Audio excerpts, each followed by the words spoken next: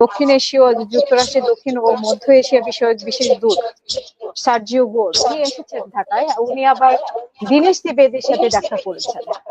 এখন উনি কি উদ্দেশ্যে এসেছেন বাংলাদেশে, এটা একটা প্রশ্ন। আরেকটা প্রশ্ন যে উনি দীনেশ ত্রিবেদীর সাথে কেন দেখা করতে গেলেন একটা দেশে আরেকটা দেশের রাষ্ট্রদূত? এই ব্যক্তি সম্ভবত সরকারের পক্ষ থেকে কিছু বলছে না এখনো পর্যন্ত।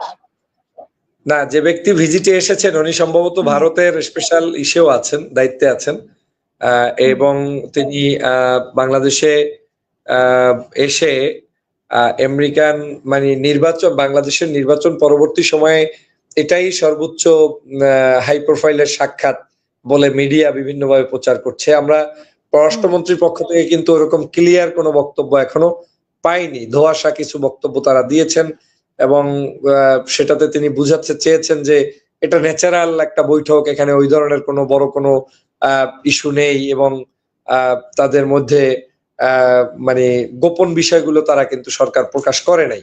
তো আমার যেটা মনে হচ্ছে সেটা হচ্ছে সরকার যেহেতু গঠন হওয়ার পরে চায়না সফর করেছেন, মালয়েশিয়া সফর করেছেন এবং এখন পর্যন্ত ভারতের সফরটাও তারা স্থগিত রেখেছেন বা করেন নাই।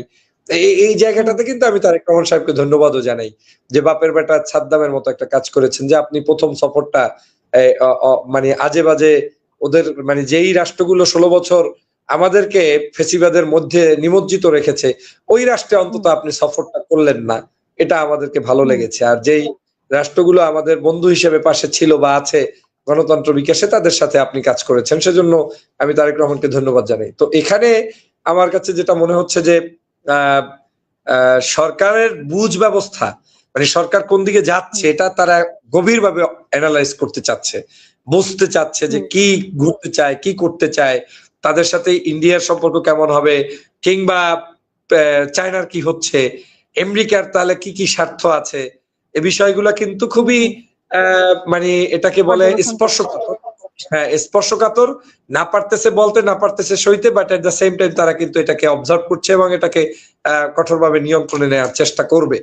তো সেই জায়গা থেকে পাশাপাশি আমাদের দেশের সাথে যে সকল চুক্তি, বিভিন্ন ধরনের কার্যক্রম যেটা তাদের সাথে সংশ্লিষ্ট এবং তাদের স্বার্থ রক্ষা হয়, এই কাজগুলো নিয়ে কিন্তু আমাদের বিষয় জড়িত আছে। এমনকি আমি শুনেছি চায়নার কোনো একটি বিষয়ের উপরে নিষেধাজ্ঞা আছে আমেরিকান, যে নিষেধাজ্ঞাগুলো কোনো যাতে সেই নিষেধাজ্ঞাকৃত বিষয়বস্তুগুলোর সাথে বাংলাদেশের কোনো চুক্তি না থাকে, এই টাইপের বিষয়গুলো এখানে কিছু কিছু জায়গায় আলোচনায় এসেছে। এরকম বিষয়গুলো ওরা হয়তো মিন করতে পারে। তো আফটার অল এটা একটা ইন্টারনাল ইস্যুস, যেটা আমাদেরকে বুঝতে হলে আসলে সরকারকেও আমাদেরকে ওপেন করতে হবে, কারণ কেউ তো বলে নাই যে কোন উদ্দেশ্য কোথায় এসেছে।